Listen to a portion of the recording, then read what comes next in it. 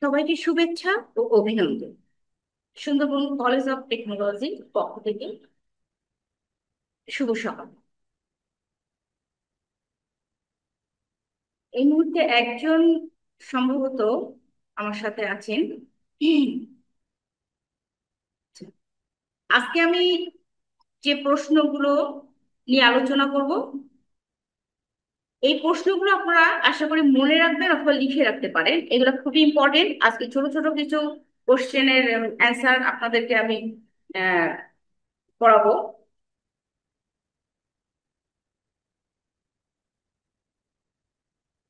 প্রথমে প্রথমে যে প্রশ্নটা সেটা হচ্ছে ওয়ার্ম আপের সুবিধাগুলো সংক্ষেপে লিখুন। অর্থাৎ আমরা পড়েছি এর আগে যে ওয়ার্ম আপ কি, ওয়ার্ম আপ কখন করতে হয়। এখন যে এই ওয়ার্ম আপ করার পরে যে সুবিধা, এই সুবিধাগুলো কি, কেন আমরা ওয়ার্ম আপ করি, প্লেয়াররা কেন ওয়ার্ম আপ করে। ওয়ার্ম আপের সুবিধাগুলো হচ্ছে খেলোয়াড়দের আত্মবিশ্বাস বাড়ায়, খেলোয়াড়দের আত্মবিশ্বাস বাড়ায়, ধৈর্য ক্ষমতা উন্নত হয়, শারীরিক ও মানসিক ক্ষমতা বাড়ায়, রোগ প্রতিরোধক ক্ষমতা বাড়ায়, আর শরীরের তাপমাত্রা নিয়ন্ত্রণে থাকে।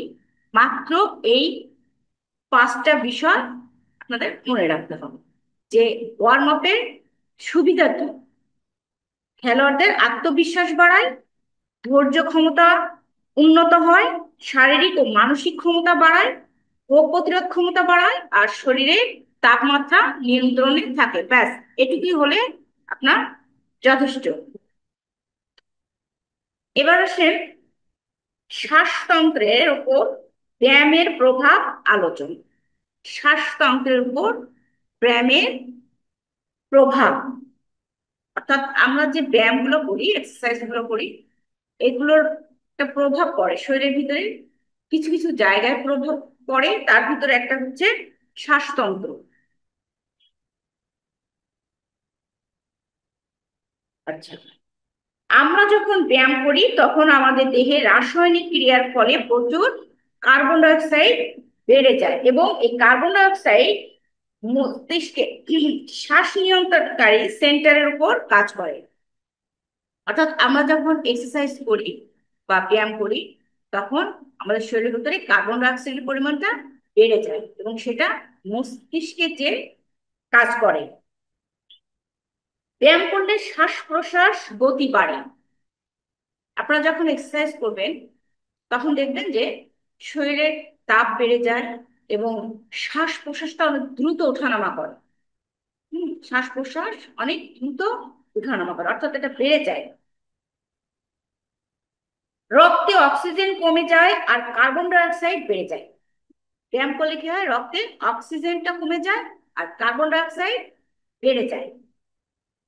ফুসফুসে বায়ু চলাচল বৃদ্ধি পায়। ফুসফুসে বায়ু চলাচল বৃদ্ধি পায়। আচ্ছা, ফুসফুসে গ্যাসীয় ব্যাপক বৃদ্ধি পায়, অর্থাৎ গ্যাসীয়ত্ব অনেক বেশি বৃদ্ধি পায়। এবার হচ্ছে পরিপাকতন্ত্রের উপর ব্যায়ামের প্রভাব। এতক্ষণ আমরা শ্বাসতন্ত্রের উপরে কি কি প্রভাব ফেলে সেইগুলা জানলাম। এখন হচ্ছে পরিপাকতন্ত্রের উপর ব্যায়ামের কি প্রভাব। ব্যায়ামের ফলে প্যাসিটালসিস বেড়ে যায়। ব্যায়ামের ফলে কি হয়, শরীরে প্যাসিটালসিস বেড়ে যায়। প্যাসিটালসিসটা কি, আপনারা ভিডিওটা মিউট করে রাখবেন, অডিওটা যে আপনারা করেন চালু রাখেন। ভিডিওতে আসলে অন্যেরা এগুলা শুনতে পায় না।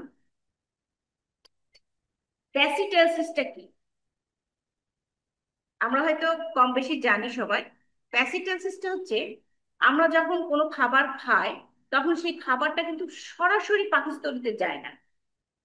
এটা কি হয়, মানে তন্ত্রগুলো একটু বাঁকা হয়ে জিগজ্যাগ হয়ে তারপরে ধীরে ধীরে খাদ্যগুলো পরিপাক তন্ত্রে নিয়ে যায়। এই প্যাসিটালসিসের কার্যক্ষমতা বৃদ্ধি পায় ব্যায়ামের কারণে। ব্যায়ামের ফলে সিম্প্যাথেটিক্স কার্যক্রম বেড়ে যায়। ব্যায়ামের ফলে সিম্প্যাথেটিক্স কার্যক্রম বেড়ে যায়। খাদ্য তাড়াতাড়ি হজমে সাহায্য করে।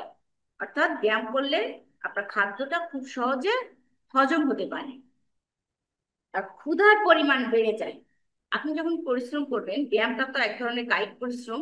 আপনি যখন ব্যায়াম করবেন তখন আপনার ক্ষুধার পরিমাণটাও কিন্তু বেড়ে যাবে। তো এই গেল হচ্ছে আমাদের পরিপাক তন্ত্রের উপরে প্রভাব আর শ্বাসতন্ত্রের উপর প্রভাব। এবার আসুন সন্ধি কি এবং সন্ধি কত প্রকার। সন্ধি কি?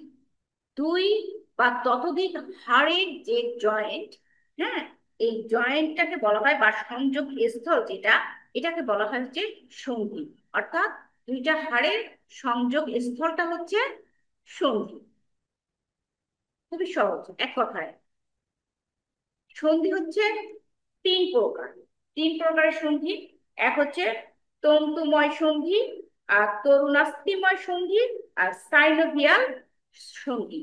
এই তিন ধরনের সন্ধি। এবার আমরা আসবো কুল ডাউন। এটা খুব ইম্পর্টেন্ট একটা বিষয় প্লেয়ারদের জন্য। কুল ডাউনটা খুবই গুরুত্বপূর্ণ একটা বিষয়। তো কুল ডাউনটা কি? কুল ডাউন করাটা খেলোয়াড়দের জন্য একটি গুরুত্বপূর্ণ বিষয়। প্রচন্ড তাপমাত্রা এবং শ্রম সাপেক্ষ অনুশীলন কিংবা প্রতিযোগিতার পর স্বাভাবিকভাবেই একজন খেলোয়াড়কে মানসিক ও শারীরিকভাবে ক্লান্তি ক্লান্তি ও শ্রান্তি দূরকরণের লক্ষ্যে কুল ডাউন অত্যন্ত প্রয়োজন। অর্থাৎ একটা প্লেয়ার যখন খেলা করে, খেলা করার পরে তার শারীরিক মানে তাপমাত্রা বৃদ্ধি পায়, শক্তি বৃদ্ধি পায়, তার শ্বাস প্রশ্বাস বৃদ্ধি পায়। হ্যাঁ, এই সময়টা কি করতে হয়? প্লেয়ারকে কুল ডাউন করাতে হয়। কুল ডাউন কি করে করাবে? আপনার ধীরে ধীরে ধীরে ধীরে হয় তার দৌড়ের গতিটা হচ্ছে বাড়িয়ে দিতে, কমিয়ে কমিয়ে দিতে হবে। হুম, হালকা হালকা ব্যায়াম করতে হবে। এগুলো করে কি করতে হবে? আস্তে আস্তে তার শরীরটাকে শীতল করে ফেলতে হবে। এবং পর্যাপ্ত অক্সিজেন, হ্যাঁ, পর্যাপ্ত অক্সিজেন যেন সে নিতে পারে, এরকম একটা পরিবেশে থাকতে হবে। তাকে শ্বাস প্রশ্বাস নিতে হবে এবং শরীরটাকে আস্তে আস্তে স্থিতিশীলতায় নিয়ে আসতে হবে। দেখা যাচ্ছে একজন প্লেয়ার সে দৌড়াচ্ছে, কয়েকশো মিটার সে দৌড়াচ্ছে। দৌড়ানোর পরে তার যখন শেষ সীমানায় চলে আসবে, তখন তার দৌড়ের গতিটা আস্তে আস্তে কমিয়ে দিতে হবে। এবং তার যখন খেলাটা শেষ হয়ে গেল, তখন সে কি করবে? ধীরে ধীরে দৌড়াবে এবং হালকা হালকা ব্যায়াম করবে। 10-15 থেকে 5 থেকে 15 মিনিট একটু সে হালকা কোনো একটা ব্যায়াম করবে, অথবা হালকা হালকা ভাবে দৌড় দিবে। হ্যাঁ, এভাবে করে করে আস্তে আস্তে তার শরীরের গতিটাকে কমিয়ে আনতে হবে। কমিয়ে এনে তার শরীরটাকে কুল ডাউন করতে হবে, অর্থাৎ ঠান্ডা করে দিতে হবে তার শরীরের সমস্ত অঙ্গ প্রত্যঙ্গগুলো।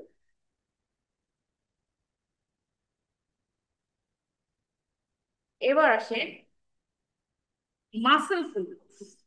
মাসেল পুলটা কি? এটা আমার মনে হয় আমরা কম বেশি অনেকেই জানি, এবং এটা ছোট বড় অনেকেরই হয়। তবে প্লেয়ারদের ক্ষেত্রে একটু বেশি হয় মাসেল পুলটা। মাসেল পুলটা হচ্ছে হঠাৎ করে, বিশেষ করে আপনার পায়ের নিচে যে কার্ভ মাসেল আছে, এই মাসেলটা হঠাৎ করে শক্ত হয়ে যাবে এবং প্রচন্ড পেইন হবে।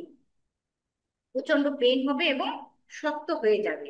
হ্যাঁ, এই সময় কি করতে হবে? এই মাসেল পুল প্লেয়ারদের কিন্তু প্রায় হয়। হুম, প্রায় হয়। অনেক সময় খেলতে খেলতে মাসেল পুলটা হয়ে যায়, নিচের কার্ভ মাসেলটা শক্ত হয়ে এই বাঁকা হয়ে যায়, এবং ওই সময়টা প্রচন্ড পেইন হয়। স্বাভাবিক জীবনযাপনেও আমাদের অনেকের হয়ে থাকে এটা। হঠাৎ করে আপনি রাতে হয়তো ঘুমিয়ে আছেন, হুম, আপনার পায়ে পেন হচ্ছে, আপনি দেখলে আপনার মাসেলটা একদম শক্ত হয়ে গেছে এবং একটু বাঁকা হয়ে গেছে, যে কোনো একটা দিক বাঁকা হয়ে গেছে। অর্থাৎ এটা হচ্ছে মাংসটা সরে আসে এবং শক্ত হয়ে যায়, তখন প্রচন্ড পেইন হয়। তো এই সময় কিছু ট্রিটমেন্ট আছে যেটা আপনারা মাঠে আসলে হয়তো সেটা আপনাদের প্র্যাকটিক্যালি দেখানো যাবে যে এই সময়টা কি করতে হয়। হুম, আর ন্যাচারালি ভাবে হঠাৎ যদি হয়ে থাকে এরকম আপনাদের, তাহলে কি করবে? টোয়ের উপরে দাঁড়িয়ে নিচের দিকে প্রেসার দিবেন। টোয়ের উপর দাঁড়িয়ে নিচের দিকে পাটা প্রেসার দিবেন।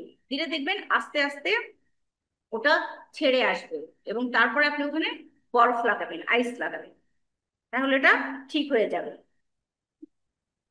অর্থাৎ এটা কি হয়, মানে মাংসটা হচ্ছে কর্মক্ষমতা হারিয়ে ফেলে হঠাৎ করে। হ্যাঁ, কর্মক্ষমতা হারিয়ে ফেলে এবং যার কারণে এটা শক্ত হয়ে যায়, শক্ত হয়ে মাসেল বিল্ডার হয়। এটা খুব সহজ একটা বিষয় এবং ইজি।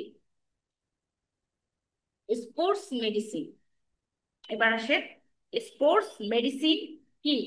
স্পোর্টস মেডিসিন এমন একটি বিষয়বস্তু যা দ্বারা সাধারণত খেলোয়াড়দের পর্যাপ্ত পরিমাণে সরল ও সবল ও সুস্থ রাখার প্রয়োজনীয় আলোচনা। অর্থাৎ স্পোর্টস মেডিসিন, একটা প্লেয়ার খেলতে খেলতে অসুস্থ হতেই পারে, আঘাতপ্রাপ্ত হতে পারে। এই সময় হঠাৎ করে কি করা হয়, তার একটা ট্রিটমেন্ট দিতে হয়, সাথে সাথে একটা ট্রিটমেন্ট দিতে হয়। হ্যাঁ, এইটাই হচ্ছে আপনার স্পোর্টস মেডিসিন। আর এই রোগে সেই রোগের চিকিৎসা করা হয় এমন খেলোয়াড়কে মানে পুনরায় যেন আবার মানে সবল করা হয়, দ্রুত তাকে চিকিৎসা দিয়ে কি করা হয়, তাকে সবল করা হয়। ফুটবল খেলতে খেলতে একটা প্লেয়ার হঠাৎ ইনজুরি হয়ে গেছে, হ্যাঁ, সে অসুস্থ হয়ে পড়েছে, সাথে সাথে তাকে মাঠের বাইরে এনে তাকে কি করা হয়, মেডিকেল টিম তাকে ট্রিটমেন্ট দিয়ে সবল করে আবার তাকে মাঠে ফিরিয়ে নিয়ে যায়। হ্যাঁ, এই তাৎক্ষণিকভাবে তাকে যে সাপোর্টটা দেওয়া হয়, এটা হচ্ছে sports medicine. Oxygen date. Oxygen date কি, দীর্ঘক্ষণ ধরে খেলাধুলা বা ব্যায়াম, দীর্ঘক্ষণ ধরে খেলাধুলা ব্যায়াম করতে থাকলে তাদের দেহে অক্সিজেনের চাহিদা বেড়ে যায়। অনেকক্ষণ ধরে যদি খেলাধুলা করা হয় বা কোনো কাজ করা হয়, তাহলে অক্সিজেনের চাহিদা বেড়ে যায়। তখন এই অক্সিজেনের চাহিদা স্বাভাবিক শ্বাস প্রশ্বাসের দ্বারা পূরণ করা হয়। তখন শরীরে স্বাভাবিকভাবে অক্সিজেনের অভাব দেখা দেয় এবং কর্মক্ষমতা লোপ পায়। কিন্তু কিছুক্ষণ বিশ্রাম নিলে স্বাভাবিক শ্বাস প্রশ্বাসের মাধ্যমে অক্সিজেনের চাহিদা পূরণ হয় এবং কর্মক্ষমতা আবার ফিরে আসে। সাময়িকভাবে দেহে অক্সিজেনের এই অভাবকে অক্সিজেন ডেট বলে। অর্থাৎ হঠাৎ করে আপনার খেলা করা অবস্থায় হোক বা কোনো কাজ কর্ম আহ, করা অবস্থায় আপনার হঠাৎ করে অক্সিজেনের ইয়েটা বেড়ে গেল। হ্যাঁ, তখন আপনাকে কি করতে হবে, স্বাভাবিকভাবে শরীরটাকে স্বাভাবিক অবস্থায় নিয়ে আসতে হবে। আপনার শ্বাস প্রশ্বাসটা একটু নিতে হবে, ঘন ঘন অক্সিজেনটা বেশি নিতে হবে। হ্যাঁ, নিয়ে তা আপনাকে একদম মানে এক প্রকার বলতে গেলে সবাসনে থাকলেই সবচেয়ে ভালো হয়। একদম আপনার হাত পা ছেড়ে দিয়ে আপনি আপনি দীর্ঘ শ্বাস নিতে থাকলেন। হুম, আপনি বড় বড় লম্বা লম্বা করে শ্বাস নিতে থাকলেন। এভাবে কিছুক্ষণ 10 মিনিট 5 মিনিট করার পরে দেখবেন আস্তে আস্তে আপনার শরীরটা হচ্ছে স্বাভাবিক হয়ে গেছে। যে হঠাৎ করে যে অক্সিজেনের যে ঘাটতিটা হয়, এটা হচ্ছে অক্সিজেন ডেট এবং এটা প্লেয়ারদের হয়ে থাকে। Athletic heart. অ্যাথলেটিক হার্ট কি, দীর্ঘদিন খেলাধুলা করার ফলে এবং প্রচুর পরিমাণে বড় বড় শ্বাস প্রশ্বাস গ্রহণের ফলে খেলোয়াড়দের হৃৎপিণ্ডের আকৃতি সাধারণ মানুষের হৃৎপিণ্ডের তুলনায় বড় হয়। কারণ খেলোয়াড়দের হৃদযন্ত্রটি সাধারণ মানুষের হৃদযন্ত্রের চেয়ে অধিকতর ক্রিয়া বা ব্লাড পাম্প করে। তাই খেলোয়াড়দের এই বড় আকারের নিরোগ হার্টকে অ্যাথলেটিক হার্ট বলে। অর্থাৎ একজন স্বাভাবিক মানুষের চেয়ে আপনার খেলোয়াড়দের হার্টটা একটু বড় হয়ে থাকে। কেন বড় হয়, ওই যে আমরা শ্বাস নিই অনেক লম্বা করে করে বেশি করে শ্বাস নিই, অক্সিজেন নিই, এর এই জন্য এই এক্সারসাইজটার জন্য উম, কি হয়, খেলোয়াড়দের হার্টটা একটু বড় হয়ে যায়। স্বাভাবিক মানুষের চেয়ে তাদের হার্ট একটু বড় এবং কার্যক্ষমতা একটু বেশি থাকে। এই হার্টকে বলা হয় অ্যাথলেটিক হার্ট। ডপিং বলতে কি বুঝি। ডপিং, বিভিন্ন ক্রীড়া সংস্থা যখন কোনো খেলোয়াড়ের উপর বিভিন্ন ওষুধ পানে নিষেধাজ্ঞা প্রদান করা হয়, এরপরও কোনো কোনো খেলোয়াড় তাদের কর্মক্ষমতা ও গতি বাড়ানোর জন্য এসব ওষুধ সেবন করে, তখন তাকে ডপিং বলা হয়। যেমন যাই হোক, তাহলে ডপিংটা হচ্ছে একটা মেডিসিন, যে মেডিসিনটা সেবন করার পরে খেলোয়াড়দের ভিতরে একটা উত্তেজনা সৃষ্টি করে, খেলার গতি বাড়িয়ে দেয়। মানে সাময়িক কিছুক্ষণের জন্য খেলোয়াড়ের ভিতরে একটা মানে প্রচন্ড তীব্র একটা গতি এনে দেয়। এমন কোনো মেডিসিন যদি কোনো খেলোয়াড় সেবন করে থাকে, সেটাকে ড্রপিং বলে। এবং এটা একদম প্লেয়ারদের নিষেধাজ্ঞা। মানে কোনো প্লেয়ার কোনো প্রকার মেডিসিন খেয়ে কিন্তু মাঠে নামতে পারে না। হ্যাঁ, স্বাভাবিক শরীর নিয়ে তাকে খেলতে হবে। কিন্তু অনেক প্লেয়ার আছে যারা অ্যালকোহল জাতীয় বা এই ধরনেরই কিছু মেডিসিন তারা বা পানীয় জাতীয় কিছু তারা সেবন করে তারা মাঠে নামে। এটা একেবারে মানে নিষেধাজ্ঞা। হম, প্লেয়াররা এই ধরনের কোনো কিছু করে আসতে পারবে না, মাঠে আসতে পারবে না। আচ্ছা, টাইডাল ভলিউম কি? টাইডাল ভলিউমটা কি? সাধারণ শ্বাস প্রশ্বাসের সময় যে পরিমাণ বায়ু দেহে প্রবেশ করে বা বাইরে নিষ্ক্রান্ত হয়, সে পরিমাণ বায়ুকে বলে টাইডাল ভলিউম। প্রাপ্তবয়স্ক পুরুষের তার পরিমাণ 500 মিলিলিটার শ্বসনের হার প্রতি মিনিটে 12 বার। অর্থাৎ টাইডাল ভলিউম হচ্ছে আপনার যে শ্বাসটা নিচ্ছেন, সেই শ্বাস নেওয়া এবং ছাড়ার যে পরিমাণ স্বাভাবিকের চেয়ে একটু বেশি। হুম, যে পরিমাণ সেটাই হচ্ছে আপনার টাইডাল ভলিউম। অর্থাৎ একজন প্রাপ্ত পুরুষ কি করতে পারে? 500 মিলিলিটার পর্যন্ত। হুম, এই শ্বাসের হার প্রতি মিনিটে 12 বার। 12 বার সে লম্বা করে করে শ্বাস নেওয়া। হ্যাঁ, অনেক লম্বা করে, এরকম করে করে লম্বা করে করে শ্বাস নেওয়া এবং ছাড়া, এটাই হচ্ছে টাইডাল ভলিউম। এবার আসেন হাইটাল ক্যাপাসিটি কি? হাইটাল ক্যাপাসিটি, হাইটাল ক্যাপাসিটি কি? গভীর প্রশ্বাসের পর যথাসাধ্য নিঃশ্বাস পরিত্যাগ দ্বারা যে পরিমাণ বায়ু ফুসফুস তার ভিতর হতে বাইরে পাঠিয়ে দেয়, তাকে ফুসফুসের ভাইটাল ক্যাপাসিটি বলে। অর্থাৎ যে পরিমাণ শ্বাস আমি নিচ্ছি, ঠিক সেই পরিমাণ শ্বাস আবার ফুসফুস বাইরে বের করে দিচ্ছে। যে পরিমাণ নিচ্ছি, যতটুকু নিচ্ছি, ঠিক ততটুকুই আবার ফুসফুস বের করে দিচ্ছে। এটাই হচ্ছে ভাইটাল ক্যাপাসিটি। পুরুষের ক্ষেত্রে ও বায়ুর পরিমাণ 4.8 লিটার, স্ত্রীলোকের ক্ষেত্রে প্রায় 3.1 লিটার। ফুসফুসের বায়ুর ধারত্ব, বয়স, দেহাকৃতি, দেহভঙ্গি, দেহের উপরই তলের ক্ষেত্রফল, এমনটি বিভিন্ন প্রকার অসুস্থতার উপর নির্ভর করে। এখন মনে করেন এটা নির্ভর করে হচ্ছে বয়স এবং তার শরীরের গঠন, তার ক্ষমতা, এগুলোর উপরে নির্ভর করে। পুরুষদের একরকম হবে, নারীদের আর এক রকম হবে। পুরুষরা যতটা শ্বাস নিতে পারবে বা ছাড়তে পারবে, নারীদের সেক্ষেত্রে একটু কম হয়। হুম, পুরুষদের হচ্ছে 4.8 লিটার আর নারীদের হচ্ছে 3.1 লিটার।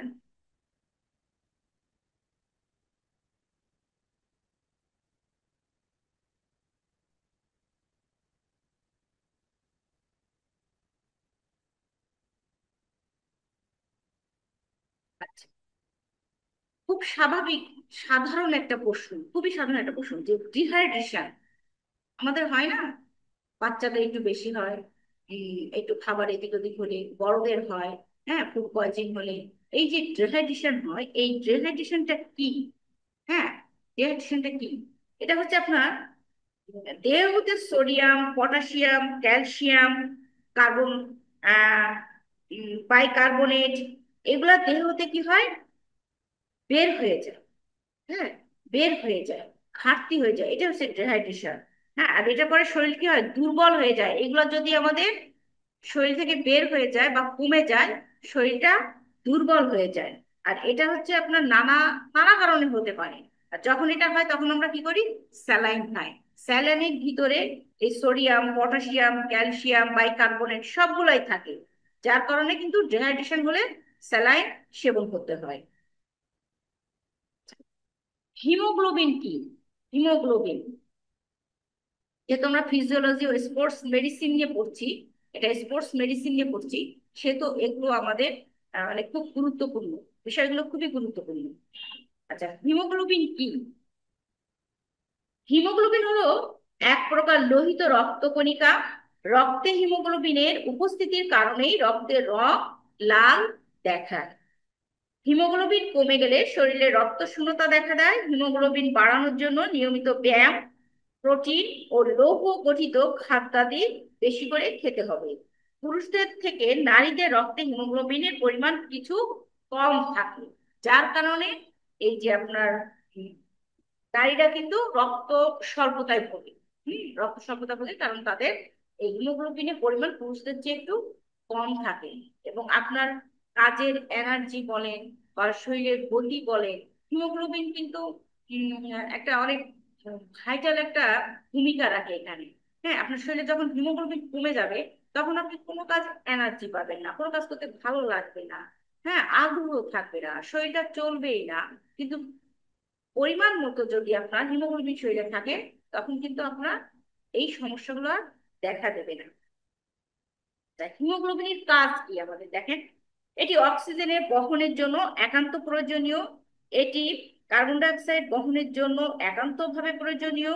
এটি রক্তের বাফারের কাজ করে এবং অ্যাসিড বেস ব্যালেন্স রক্ষা করে।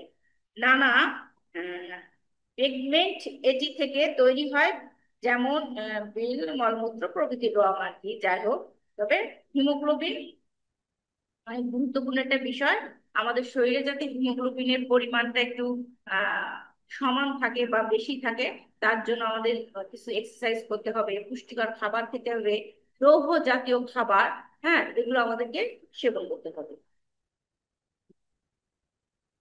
এবার আসেন ব্লাড প্রেশার। ব্লাড প্রেশার বা রক্তচাপ। ব্লাড প্রেশার বা রক্তচাপ কাকে বলে? হৃৎপিণ্ড হতে রক্তনালীতে প্রবাহিত হবার সময় রক্তনালীর প্রাচীরে রক্ত যে চাপ সৃষ্টি করে তাকে রক্তচাপ বলে। হৃৎপিণ্ডের সন্নিকটে রক্তচাপ সর্বাক্ষণ বেশি। দূরবর্তী ধমনী ও ধমনিকায় চাপ কম। শিরায় রক্তচাপ আরো কম। ধমনির স্থিত স্থাপকতা, রক্তের যন্ত্রণা, সারা দেহে রক্তের পরিমাণ, হৃৎপিণ্ড হতে বহিষ্কৃত রক্তের পরিমাণ ইত্যাদি রক্তচাপকে নিয়ন্ত্রণ করে। রক্তচাপের দুটি পর্যায় আছে, একটা হচ্ছে সিস্টোলিক আর একটা হচ্ছে ডায়ালস্টিক। আমরা যখন প্রেশার মাপি, তখন এই সিস্টোলিক এবং ডায়ালস্টিকটা হচ্ছে আমরা খেয়াল করি যে কত বাই কত। দেখা যায় 120/80 হচ্ছে স্বাভাবিক একটা মানুষের প্রেশার থাকা, হচ্ছে 120/80। হ্যাঁ, একটা হচ্ছে সিস্টোলিক, একটা হচ্ছে ডায়াস্টোলিক। উপরে যেটা থাকে, তো 100/100 উপরে যেটা থাকে সেটা হচ্ছে সিস্টোলিক। আর যেটা 100 নিচে থেকে 80, 80 থেকে তার নিচের দিকে যখন যাবে সেটা হলো ডায়াস্টিক। এবং এটা হচ্ছে নারীর স্পন্দন, পালস। পালসের উপর, পালসটা যখন কাউন্ট করতে হয়, কাউন্ট করে যেখান থেকে পালসের স্পন্দনটা শুরু হয়, ওখান থেকে যেখানে শেষ হয়ে যায় সে পর্যন্ত কাউন্ট করতে হয়। কাউন্ট করার পরে আপনি বুঝতে পারবেন যে কোথা থেকে শুরু হলো। 120 থেকে শুরু হলে, যদি স্বাভাবিক থাকে তার রক্তচাপ, তাহলে 120 থেকে শুরু হবে, 80-তে এসে থেমে যাবে। আর যদি তার বেশি থাকে, 130, 140, তো সেখান থেকেই কাউন্ট শুরু হবে এবং আস্তে আস্তে 100 বা 80 কি 90-তে সে থেমে যাবে। যেখানে থেমে যাবে সেখানটাই মনে করতে হবে যে এত বাই এত তার রক্তচাপ।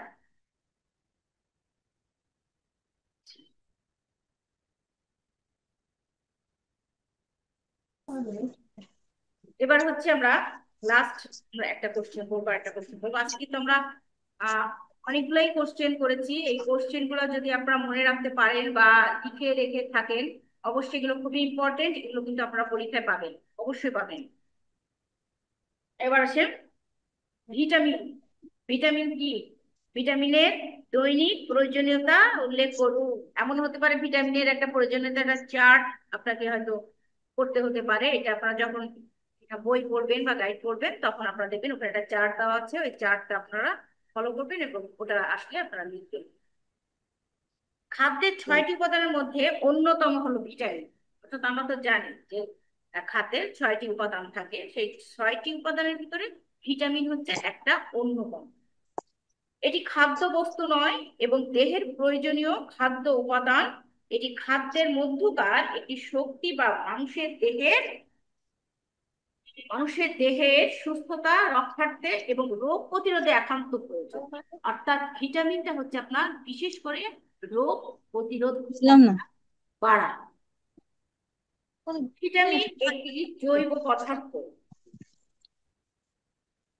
প্রকৃতিজাত খাদ্যদ্রব্যে অল্প পরিমাণে এই ভিটামিন আছে, অর্থাৎ প্রত্যেকটা খাদ্যের ভিতরে কম বেশি ভিটামিন আছে। ভিটামিন সরাসরি দেহ গঠনে অংশগ্রহণ করে না। এটা কিন্তু সরাসরি দেহে মানে দেহ গঠনে হচ্ছে তা অংশগ্রহণ করে না, কিন্তু এর অভাব হলে দেহের অভ্যন্তরীণ কার্যকলাপ সঠিকভাবে চলে না। জীবদেহের অভ্যন্তরীণ ক্রিয়াকলাপ যে জৈব পদার্থের সাহায্যে নিয়ন্ত্রণ করা হয় তাকে ভিটামিন বলা হয়। অর্থাৎ আমাদের দেহের মধ্যে যে জৈব পদার্থটা আছে সাহায্য করে আমাদের নিয়ন্ত্রণ করতে, সেটা হচ্ছে ভিটামিন। আমরা প্রতিদিন কিছু না কিছু মানে খাবার খাই, তবে ভিটামিনটা কিন্তু তাপে নষ্ট হয়ে যায়।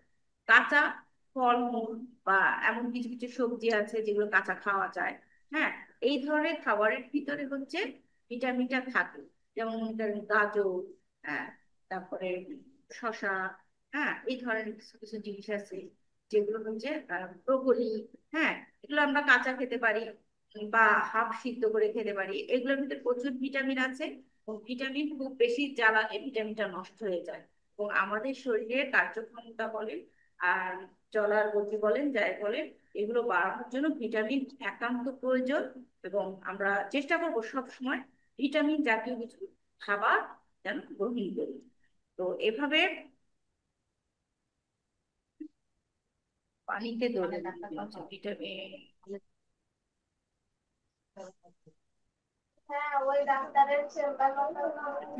কিছু কি বলছেন?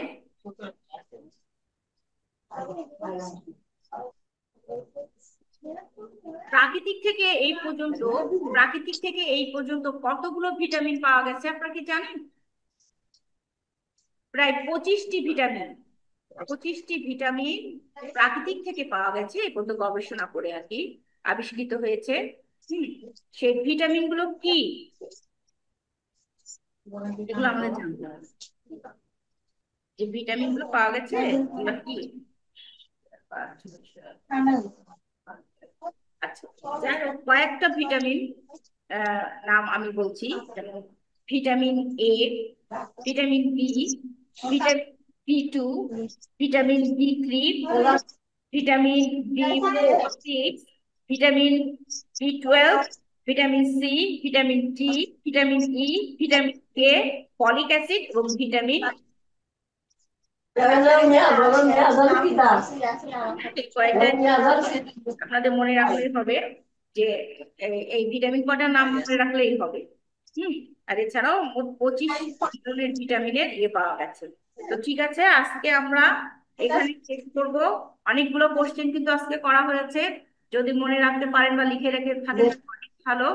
আর যারা জাতীয় বিশ্ববিদ্যালয়ের শিক্ষার্থী যারা তাদের তো, প্রথম পর্বের পরীক্ষা তো এখনো হয়নি। হ্যাঁ, মেবি প্রথম পর্ব দ্বিতীয় পর্ব একসাথে হতে পারে। আপনারা হচ্ছে বই সংগ্রহ করেন এবং পড়া শুরু করেন। যেহেতু দুইটা সেমিস্টার আপনাদের একসাথে হবে, আপনাদের দুইটা সেমিস্টার একসাথেই করতে হবে। আর কারিগরি বোর্ডের শিক্ষার্থী যারা আছে তারা আপনারা সেমিস্টার বই সংগ্রহ করে পড়া শুরু করে দিন। আর ক্লাসগুলো নিয়মিত করবেন সুন্দরভাবে, ইনশাল্লাহ দেখবেন আপনাদের বই। তো আজকে এই পর্যন্ত, সবাইকে ধন্যবাদ। আল্লাহ হাফেজ। কথা বলতাম। হ্যাঁ হ্যাঁ বলেন। হ্যালো। আমি একটু কথা বলতাম। হ্যাঁ হ্যাঁ বলেন। বলছি আমাদের কি আর একবার ফিজিক্যাল একটা ক্লাস দেওয়া যায়? অবশ্যই অবশ্যই যাবে। ফার্স্ট সেমিস্টার, যেহেতু আপনি কোন বোর্ডে, আপনি কোন বোর্ডের আন্ডারে, কারিগরি বোর্ডে? হ্যালো। হ্যালো। আচ্ছা। দুই বোর্ডেরই একসঙ্গে আপনার আহ, কারিগরি বোর্ডের তারা পাবে, আপনারা পাবেন হচ্ছে সেকেন্ড সেমিস্টারের হচ্ছে ইয়ে এই মার্ক। বুঝছি ম্যাম, আপনি হয়তো আমাকে চিনতে পারবেন, ওই যে আমার পায়ে লাগছিল না, আমি সেই। আচ্ছা আচ্ছা আচ্ছা আচ্ছা। হ্যাঁ, তো হচ্ছে আপনারা মাঠ পাবেন। হ্যাঁ, আপনারাও একটা মাঠ পাবেন, আর যারা জাতীয় বিশ্ববিদ্যালয় তারা দুইটা মাঠ পাবে। হুম, আপনারা মাঠ পাবেন, আপনাদেরকে জানানো হবে, সেভাবে আসবেন। ও, আর যারা সেকেন্ড ঠিক আছে, সেমিস্টারে থ্যাংক ইউ ম্যাডাম। হ্যাঁ উঠেছেন, তারা সেকেন্ড সেমিস্টারে পড়াশোনা শুরু করে দেন, পরীক্ষা কিন্তু খুব বেশি দূরে না। ওকে, থ্যাংক ইউ। হ্যাঁ।